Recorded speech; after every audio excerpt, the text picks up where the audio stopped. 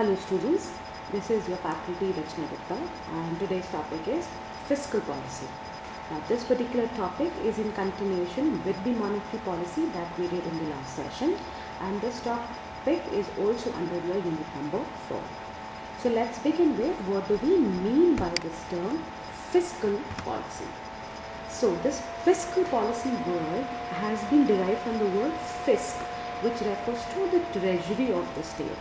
So this policy refers to a policy which will look into how the state, that is the government, uses its treasury in order to achieve its economic goals. So this policy involves the decision that the government is going to take in regard with the collection of revenue and how that revenue is going to be spent.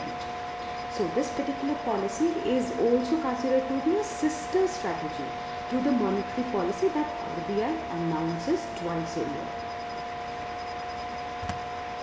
So what are the definitions? Just like we covered the first one, it refers to a policy concerning with the use of treasury of the state or the government finances in order to achieve those macroeconomic goals. Furthermore, we have a policy of changing its taxation and public expenditure programs which are intended to achieve a particular objective.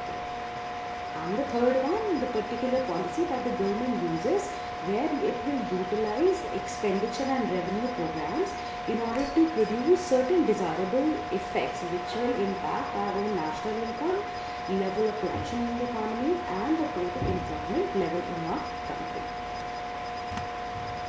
So since we have understood about what do we mean by the term fiscal policy, now understand its importance. So the first importance is government activities are enlarged.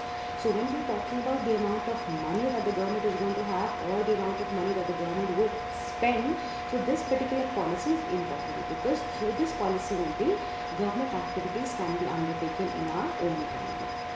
Number second is tax revenue and expenditure accounts for large proportion of gross national product. When we are calculating the entire gross domestic product or gross national product, so we have two major components in that. That is in the form of government, that government earns, and the government expenditure that is incurred.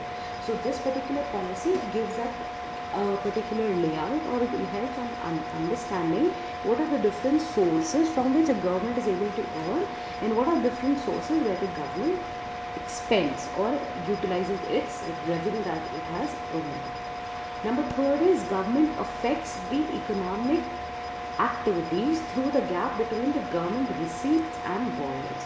This means that there is ideally, it should be said that it is ideally proportion that our income should be directly related with the amount of expenditure.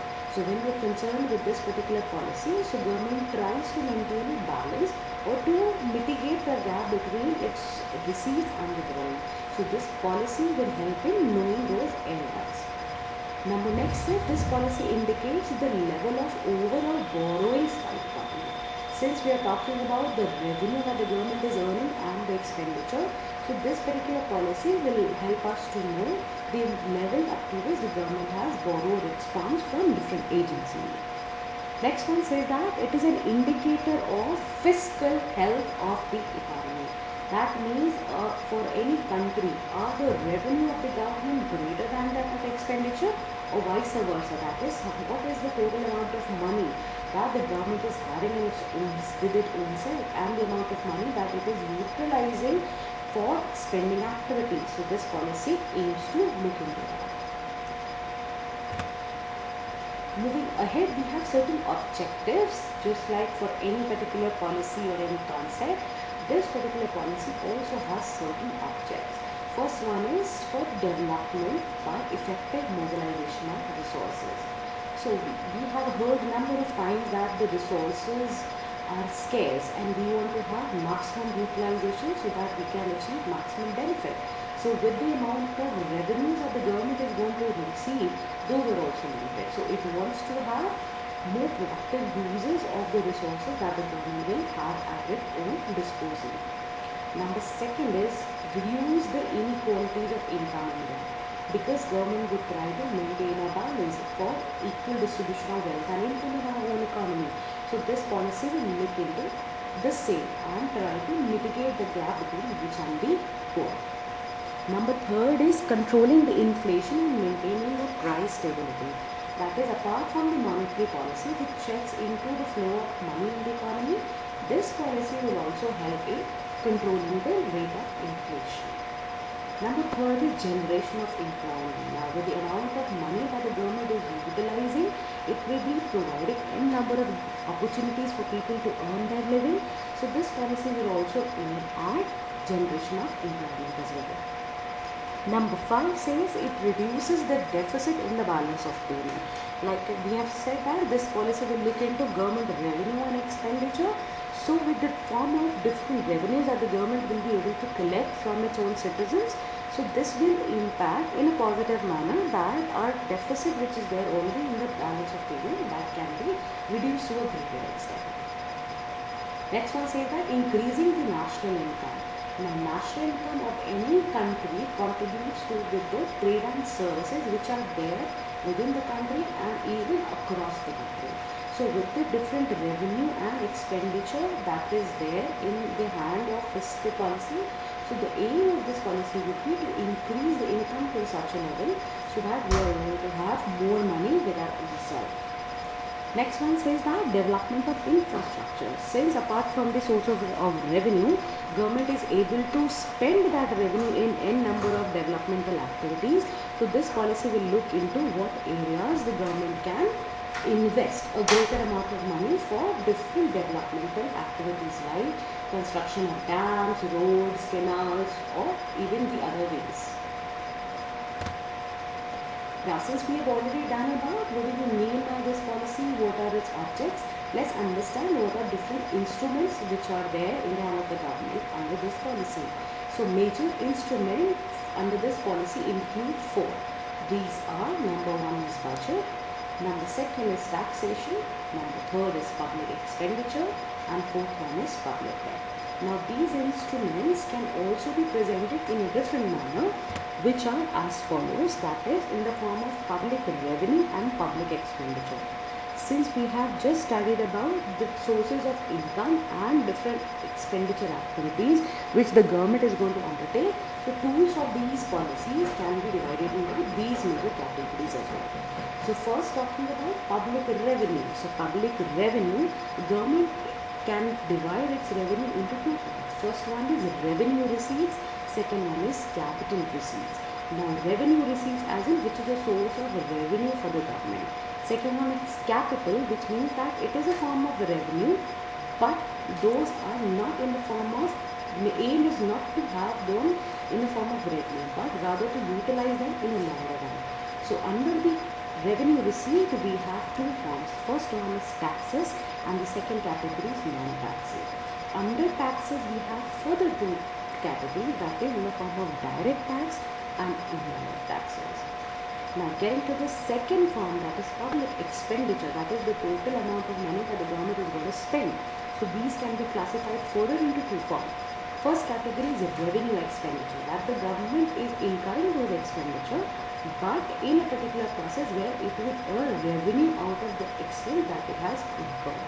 Second one is capital expenditure, that means that expenditure done by the government which is maintained or which is done with the purpose that it will help in giving us long-term returns.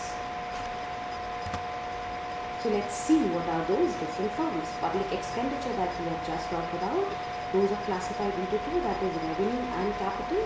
So under the revenue item, what expenditure government is incurring, these are in the form of interest payment that it provides on different investment that one incurs. Second one is different subsidies that government provides, like in the case of LPG, petroleum products and the other things. Third category is in the form of defense, that it provides security to its nationals within the country itself. Second category goes for capital expenditure, that the government incurs in the following forms, that is on administration, that is police and security. Then for the payment of loans, the interest is paid along with the principal sum of money. Third one goes for extension of new loans that it will provide to the state government, which have a really long term. Next one goes for loans to the public enterprises for their welfare or for their establishment as well. There is expense on irrigation projects that the government provides to the farmers, that is even subsidized from or even for the no interest charges are there. Then is sectoral development of the entire country, that is sector wise there is a particular money that is awarded by the central government to the different state in its 5-year plans. Moving ahead, we have revenue receipts and capital receipts, which are a source of revenue to the government. So in the form of revenue receipts, we have two categories that we have just talked about, that is tax and the non-tax. Now those tax are in the form of direct payment that government receives. So those can be direct taxes and indirect taxes.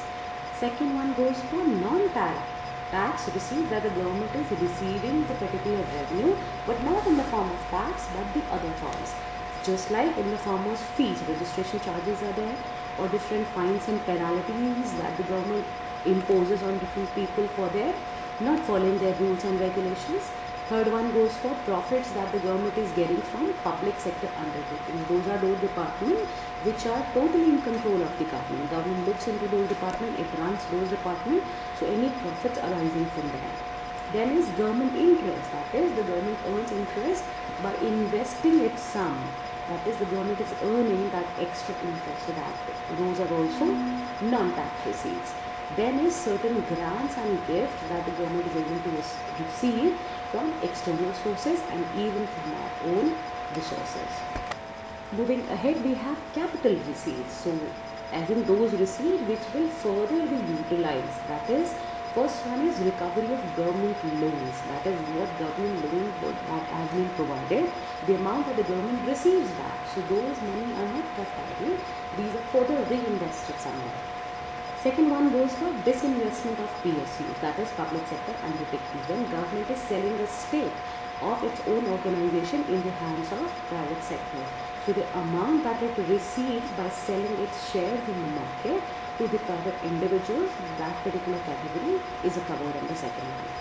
Third one is the different borrowings that the government obtains from within the particular territory or even outside through the international agencies like World Bank and IMF. So those can be considered under this category.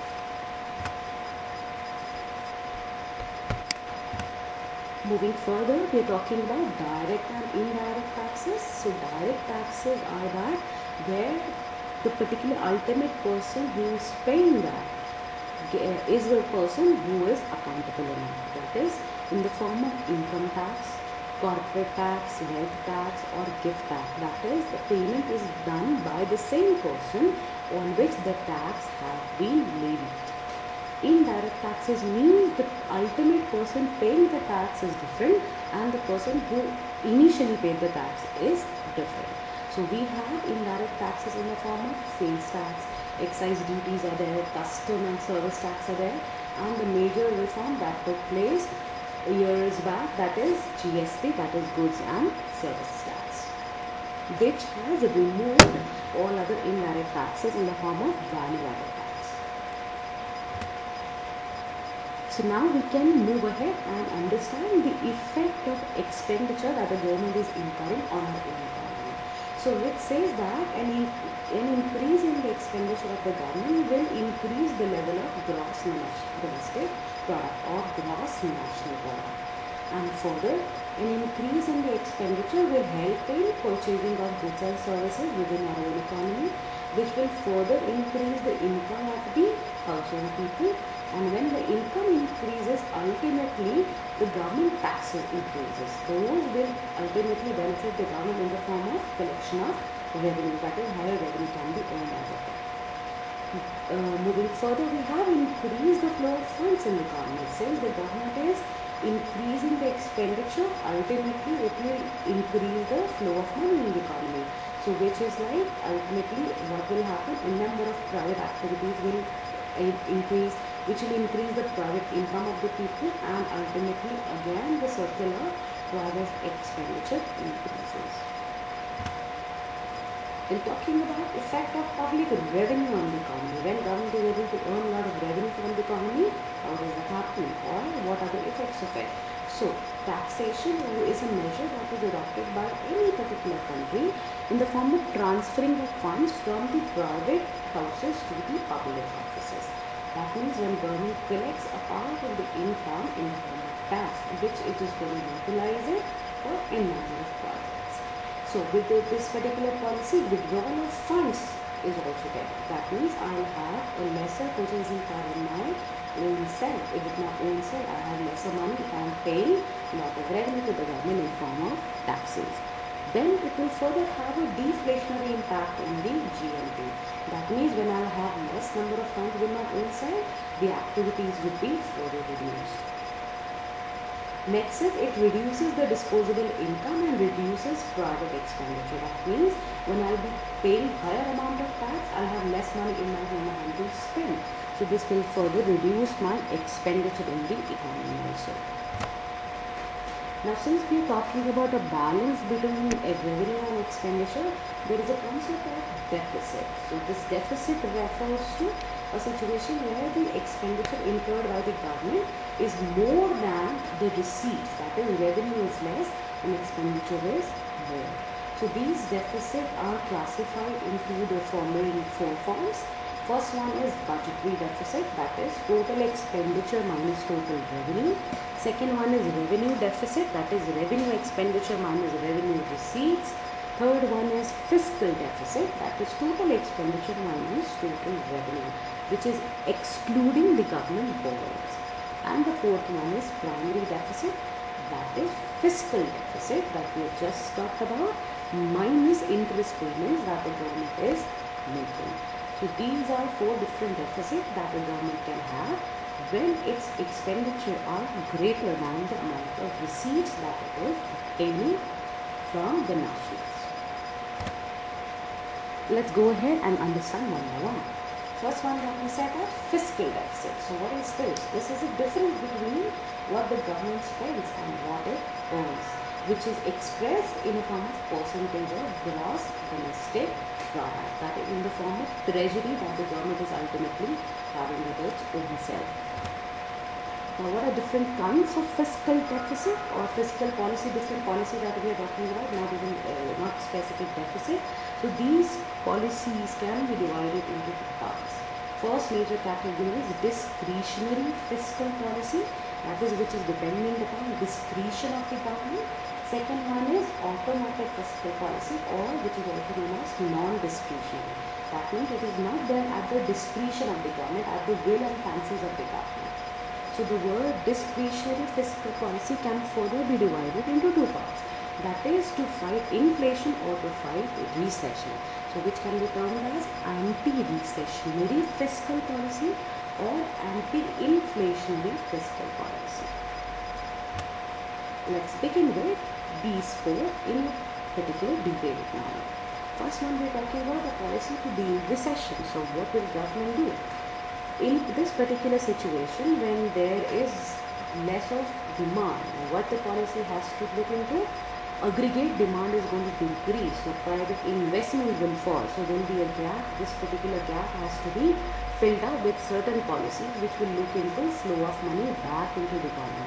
Since the economy is having lesser funds at own self, so a lot of activities need to be undertaken so that money is there in the hands of people. So in order to fill up this particular gap, what government can do is it can increase the amount of expenditure or reduce the number of taxes which it has allowed or it has been practicing within the economy. So an increase in the government expenditure, how will that work? So first one is public works. That is building of roads, dams and different activities that government is looking into. Those can be increased demand. Second one can be government may buy various types of goods and materials in order to meet out this particular problem. And third one is employ labor to a greater extent so that they can have more money in their own hands and ultimately the level of demand can be regained back. So when we are talking about such situation can be dealt by lowering the taxes and increasing the expenditure, like how it's going to have, what kind of effect it will have. First one is there will be a direct effect, which means that there will be an increase in income for suppliers and sellers because now money is flowing in the economy. And when money is going to flow in the economy, there will be increasing demand for the basic capital goods in order to meet the requirement of the customers, because they will be increasing the demand.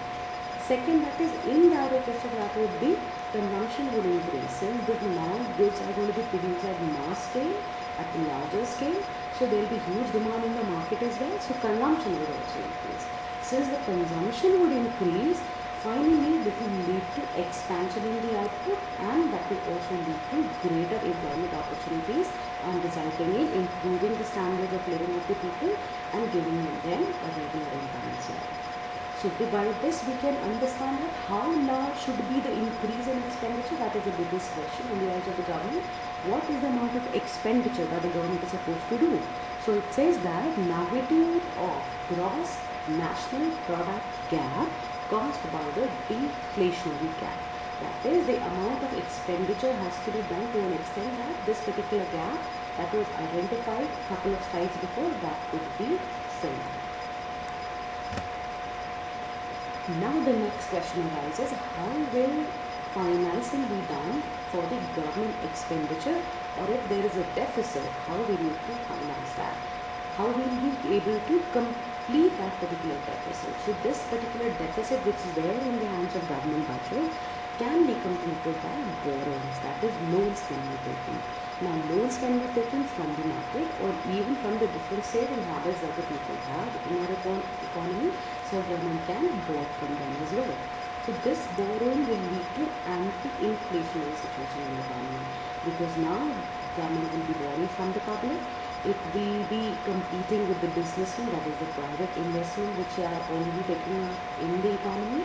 Third one would be government will demand rise in the demand for loan, that is government will take measures or it will induce that there is a huge demand for different loan activities.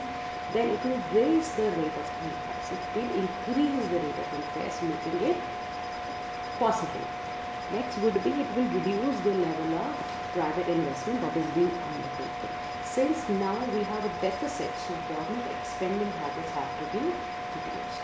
Second one is creation of new money or deficit financing, which is also considered to be a measure for a deficit financing. That means we need to flow of new money. So what will happen? This will not reduce the level of investment, but new currency can be created within the economy. So full expansionary rise in government expenditure, it can be released by issuing the new currency. So next one we go for reduction in taxes. When we are talking about there is a huge expenditure and we are facing a deficit. So what next can be done? What is further possible? Increase in the disposable income.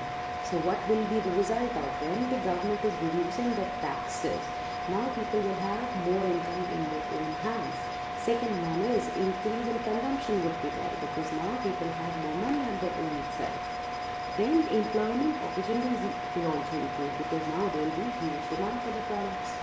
Next, when there is a huge demand for the product, ultimately large scale production is there. When large scale production is there, ultimately people are going to buy that. When people will be buying that, they will lead to higher national income. So finally, it will lead to increase in the amount of budget deficit, which needs to be financed by either borrowing or by creation of new money. Now we're talking about a situation where we have a deficit financing and in relation we have inflation. So how is that to be treated? So here we'll talk about developing countries specifically. They need to focus on a lot of economic growth, because their economy is focused upon, or they have to look into the areas where growth has to be looked for. So resources are required for the development where they will be exceeding for the amount that will happen in the normal ways. So that means taxation, borrowings and surpluses have to be looked into. So economic development that can be achieved by a greater level of investment within the economy. So government will have to look into those areas and have to look for deficit financing. That means it is their deficit, they know that. So they need to get finance in order to meet that deficit which is there in the economy. So can we say that does deficit financing will lead to inflation in the economy? Because we don't have money in the economy, we are borrowing from somewhere. Certain practices will be taken in order to meet our deficit? So the answer says that it is not necessary that for every deficit financing there will be an inflation, because if the supply output is also increased along with the demand, so but in the short run there might be certain inflationary situation, but in the longer run those would be beneficial for the economy ultimately, because in order to meet the current requirement those loans have been taken, the new currency has been introduced in the economy, which can further be regulated through the monetary policies or other policies by the government. So what policy option the government has? So what is better if we talk about, is government expenditure better or taxes are better for stabilization? Now this question can be answered in the following ways. That is, point number one, it depends on the role of public sector. That means if the public sector has greater control on the particular economies, industries, so this has to be looked into. Whether I need, as a government, I need to spend more in the form of expenditure, or I need to look into higher taxes that I will have in the form of collection for revenues. Second one says that if the public sector is able to overcome the failure of a free market system, then ideally the situation would be different. That means the government can resort into more expenditure even. Third one says that if public sector is inefficient and it involves waste of natural resources which are actually scarce, then it is better to go for taxation, because I don't have the capacity to utilize my scarce resources in the best possible manner. So there is no point in expending more. So I can look for taxes only. Then it further says that it also depends upon the magnitude of impact of expenditure and tax multiplier, which means that the expenditure that is being incurred, what will be the result of that expenditure, whether that is revenue expenditure or capital expenditure that we have just talked about. So if it is going to recreate a particular revenue in the longer run, we can go for it. So if it is not going to lead for it, then I need to look into taxes, where amount of taxes will provide a number of avenues and it will provide me source of income as well, and it will help in maintaining a balance of money in the economy as well. Talking about second situation, that is to fight inflation. In case there is already inflation in the economy, I need to go for anti-inflationary fiscal policy, which means that there is increase in aggregate demand, there is a rise in private investment, so now we'll have an inflationary gap. In the previous situation, we had a deflationary gap. So here the concept of fiscal policy is to fight against the inflationary situation. How can those be covered? That can be done by reducing the amount of government expenditure, and second is increases the taxes. Now both these will result into availability of money in the hand of government, because now more tax will lead to higher amount of government revenues, and reducing the government expenditure will lead to more money in the hand of government itself. So that money can be utilized for meeting out the inflationary situation, that is curbing the money flow from the economy. So what will be the result of this reducing the government expenditure, and how will the government reduce its expenditure? Like what it can be done, what can we do, or what the government can do is to check for developmental and non-developmental expenditure. That is where they are productive and where they are unproductive. So unproductive ones can be delayed for a certain while, and only necessary expenditure can be looked into. Second says that decreasing income. So when I am trying to fight out the inflation, I need to look into fall in the income of the people. So I need to have certain strategies where people will have lesser income at their own self. Next says that reduces excess demand. So when I will have money in my own hand, I won't be able to demand goods. Now when demand would fall, supply would ultimately get lowered. When supply is lower, n number of financing activity will also get interrupted. So there will be a check in the amount of money in the economy also. Second measure is actually by increasing the amount of taxes, which will lead to the following one, that is in the form of increasing the income tax. changing the income tax slabs and further increasing the corporate taxes, which would ultimately reduce the amount of income in the hands of people. When people will have lesser income in their own hand, the level of consumption of the goods that they were having, that will be reduced. Finally, when consumption will be reduced, the demand shall also be reduced. And now this will lead to an increase in the surplus will be available in the hands of government, which can be utilized for a number of activities. So when we are talking about surplus, now government is going to have that extra money in our hands. So those money can be utilized for what purposes?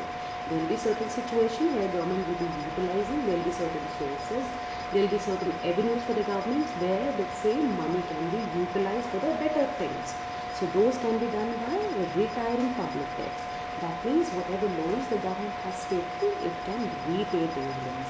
Same money can be added up by putting it into the general supply in the hands of the public.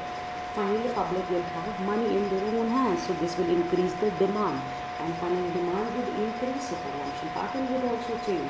So there will be expansion of the monetary supply in the economy. Second one is what can be done is impounding of public debt. That is, rather than investing, I can do is I can keep the surplus aside and save it for some particular situations where any emergency can be there, or government can utilize that particular amount for further investments where it can get money out of that invested money as well. So till now we were talking about the basic meaning and measures that the government is taking. Now we will proceed further for non-discretionary fiscal policy. That is, it's not in the hands, it's not at the discretion of the government, but it is supposed to be done. So taxes and expenditures vary automatically with the changes in national income. This means that the amount of expenditure that the government incurs and the amount of taxes that the government is going to charge, they continuously change along with the total national income dependent upon the government decisions.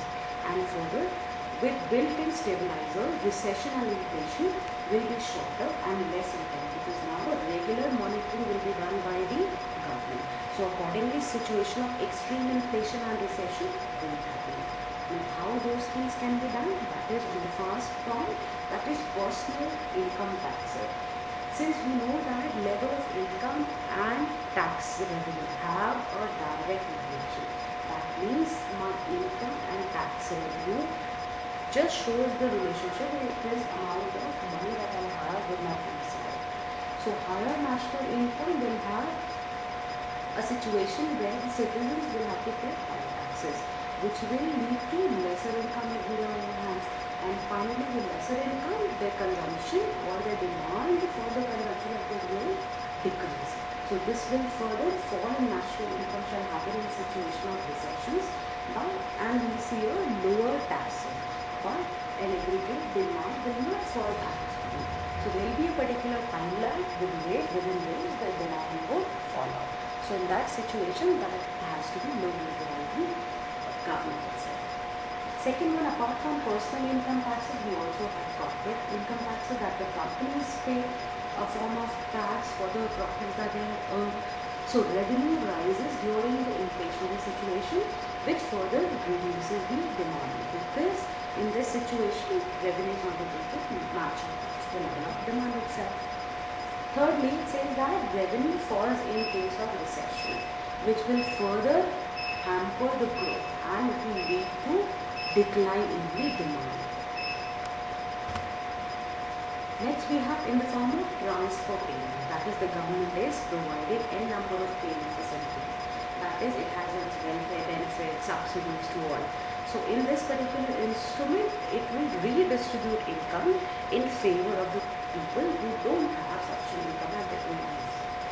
Next one, it says that in recession, transfer payment will increase and government expenditure increases further the aggregate demand, because now the particular government is looking into the situation of inflation. So in prosperity phase, that is in the boom time, the level of transfer payments will decrease and further it will reduce the demand and it will help in curbing the inflationary situation. Fourth one says about corporate dividend policy. That means corporate houses need to follow a very stable dividend policy. Now what does dividend mean? Since I am a shareholder, I have invested a certain sum of money in a particular company. Now with that, I would want a due return out of my investment. So corporate houses, in relation with the amount of money which the investor has invested, they pay a return out of the profits. That return out of the profit is referred as dividend. So in such situation, permission is provided to individuals to spend more during the recession and lesser during the time of prosperity, because it is already booming area. So if I have more money, I'll be spending more. If I'll be spending more, there will be needs demand. So I need to check out that as a given itself. So the success of these particular instruments depends upon how effectively tax formalities or tax compliances are being taken up, and how honest I am when I am declaring my income, and further a policy which is a stable dividend policy is there, and how transparent is my economic system. So whatever rules have been said, are they being applied in the same fashion, or there are corrupt practices which are distorting the purpose of the policy. Since now we are aware of different tools that are being taken by the government, now we can look into the implications of a very large fiscal deficit which the government will have. So first one says that government can borrow from the country or even outside the country. So this will further be not beneficial, because it's going to increase the burden of the government, because for every loan that they will be taking, they have to repay the principal sum along with the high rate of interest. Second one, it says that financing through deficit financing will lead to creation of new money. But with the creation of new money, there will be a rise in the money supply. A rise in money supply means that with the same level, supply of goods cannot be increased. So there can be a high inflationary situation in the economy. Third one says that it adversely affects the growth of the economy, because due to large number of deficit which is already there, there are lot of unproductive investment activities, and such are not beneficial. Next further we can say that more borrowing will have less resources for the private sector investment, that is, which is not completely beneficial for any economy. So when we are talking about these problems, if inflation will be there, government will have to pay more. So what can government do in exact situation when it is facing a deficit? So when we are talking about India in specific, so in order to reduce this deficit, government has been curtailing the capital expenditure. And further, but the problem is that it will affect the growth of the country in a really vital aspect. But the government, what needs to do is, it needs to cut out the capital expenditure in place of revenue expenditure, and raise the different form of revenue receipts by changing its taxation policies from time to time, so that this particular deficit can be financed from those sources which will not have any negative impact in the future life. So when we talk about are there any achievements of the fiscal policy that the government has applied? So yes, there are certain achievements which are listed below. So first one goes for mobilization of resources. Government has been able to utilize its resources in the best possible manner, and which has increased the habit of savings in our own country, which is quite relation with the third point, that is, when I have more savings, I will be able to form capital. That is, there will be huge amount of money in my own hand which I would invest further. That is the point number 4. They have chances for investing where the government provides higher incentives. Then if I have more income with my own self, there will be certain actions that the government has been taken or government has taken before also in order to reduce the gap between the rich and the poor. That is, inequality of income has been checked, which further helps in reduction of inter-regional variation, because government has focused upon development of each and every area of the country and not only a state specific. So since we have already studied about particularly achievements out of our fiscal policy, there are certain reforms that the government has taken in the areas of fiscal policy. Those reforms are like, there is a simplified tax system. Every year tax slabs are revised, certain policy and decisions are taken so that amount of revenue that the government is going to earn and even the availability of money supply in the economy is checked. So certain revisions are done each and every year. Second one goes for improving tax to GDP ratio. That means as compared to the total revenue that the government is earning in the form of various sales of the product across the nation or even through the international boundaries, certain tax measures have been taken in order to check out that again. Next is that reduction in rates of direct taxes. That means government has taken measures to increase a lot of indirect taxes also, so that any tax evasion can be checked upon. Then reforms in the indirect taxes, just like we can say that GST has been introduced, which has removed all the other taxes. So such policies are also taken where indirect taxes can contribute to a greater extent. Service tax introduced with factory or just explain that apart from the direct taxes, indirect taxes also play a major role. So government provides certain measures so that service taxes can also be placed along with the direct taxes. Then reduction in the non-planned government expenditure. That means government is looking into the areas which are not beneficial for expenditure or which may not have a due return. So government is trying to find out those areas and plan expenditure in the best possible manner in order to have a greater return. Then subsidies have been reduced further. That is, when government is reducing the subsidies, it can now have more empowerment for itself. So these are the reforms. Then closure of sick public sector companies or sick public sector units. That means those companies who are not providing sufficient revenue in place of the cost that they are incurring. So if they are not contributing enough, it's better to shut them down rather than making continuous losses. Next is disinvestment of the public sector unit. That means government is allowing private sector participation. It is allowing private sectors to work in collaboration with the government. That is, government is selling the state of its own organization in the hands of private individuals, which will provide government a huge amount of money. Next is that there are certain efforts which are introduced in the form to reduce the government administrative expenses. Now, for any particular organization, it requires effective management, and effective management has a direct cost to it. So there are certain measures that have been taken in order to replace the ineffective ways so that amount of expenditure done by the government in these administrative activities can be further reduced. So can we say that we have certain suggestions so that the government can also introduce apart from the whatever things that they are already introducing in our economy? So there are certain suggestions which can be applied, like there can be a progressive tax system, which means that each and every one can contribute amounting to the level of income that they earn. So there can be a vibrant tax regime in our own economy.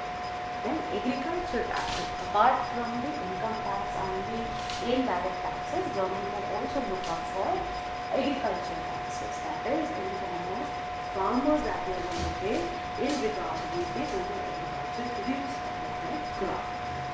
Third one says that broad-based tax. That is, I will not be able to evade taxes if there is a particular system where I may skip one tax, but I will not be allowed to skip it. So this will only happen when there are different ways out of which I can be held responsible for paying the taxes.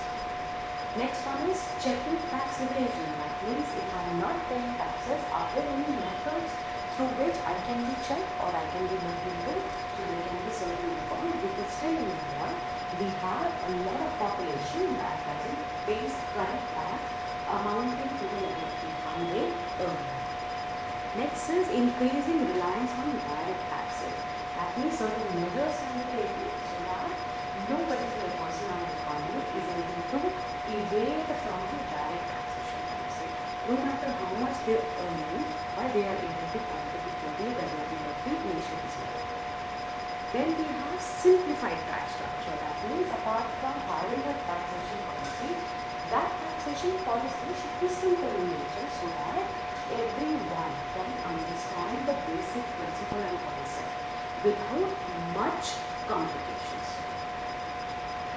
Next is looking for the black money. That means those areas where I have an income but I am not paying taxes for that particular income. So those transactions need to be transparent. So certain measures have already been taken by the government in order to increase the particular tax and looking for those areas where people are not paying. Like through digital payment, through Blue App, or so debit cards and direct credit cards have been provided or have been suggested by the government to use them, which will ultimately give us a check on the total number of transactions that happen. Next goes for reduction of non-development expenditure. That means that expenditure that will not lead to any development activity needs to be checked upon. So government can have measures for the same and look for those areas where they are expensing or where they are expending that amount which will not be good for the economy as well. So apart from the suggestion, there are certain shortcomings in our current policy, like it is unstable environment. That is, we don't know about what will happen next. So our government can be unstable, not stable now, but there can be continuous recession and inflation. So this will not be a good situation for any country. Then as we have a defective tax structure, as we already talked about, there are n number of people who don't show off their actual income and they don't pay taxes in respect of their income. So we need to check for that and ensure that people are paying taxes in accordance with the amount of income that is earning. Third one is inflation, continuous rise in the price level, which happens due to not meeting the desired proportion between the demand and the supply of the economy. So inflation has always been a greater problem for any country like India, which needs to be checked. Next goes for negative return of the public sector, which means that public sector works for benefit of the people, that is for the general welfare, but doesn't look into the profit. So this particular area needs to be checked and to be ensured that a proper return on services is also achieved in the hands of profit. Then growing inequality. No matter how much the government has tried, the economy is still divided into the two classes, that is haves and the have-nots, which means that rich and the poor. So there has to be certain policy, there has to be certain measure which has to be provided so that this particular gap between the rich and poor can be also removed. Further, we have delays that we have talked right in the beginning when we implement such a particular policy. Same we have also done in the particular topic, in monetary policy, that when it is applied and when the results come or the time that it takes for the government to execute a particular policy, there are certain delays. So this delay in making a policy, ensuring its execution and looking for the impact is also being a definite problem. Because till the time the government realizes that we need to have a policy, and when it realizes and from that time when the policy is implemented and till the time one gets the return of that implemented policy, there is a lot of time involved. So that time can lead to huge amount of losses there. Further, we have already talked about we have political instability in our economy, and that is your voters try to respond more in respect of that is their own preference are there, or so government spends in order to look into those specific posts only. So which ultimately leads to increasing government purchases and consumer taxes because it wants to save excess of tax.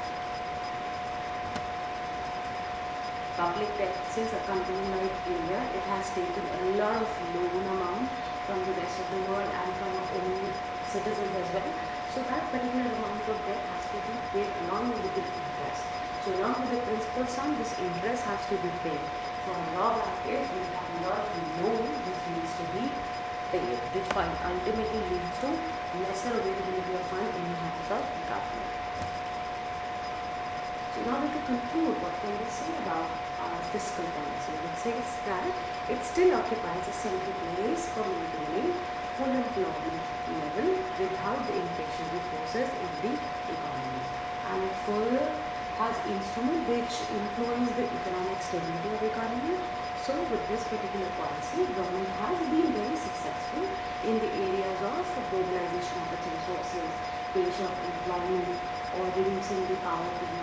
So in total, we can say that we still have a sound policy, and we hope that certain new measures are taken so that this policy can be obeyed. Hope you all have understood the meaning of fiscal policy and government rules. We'll continue further in our next session. Thank you so much. Have a great day.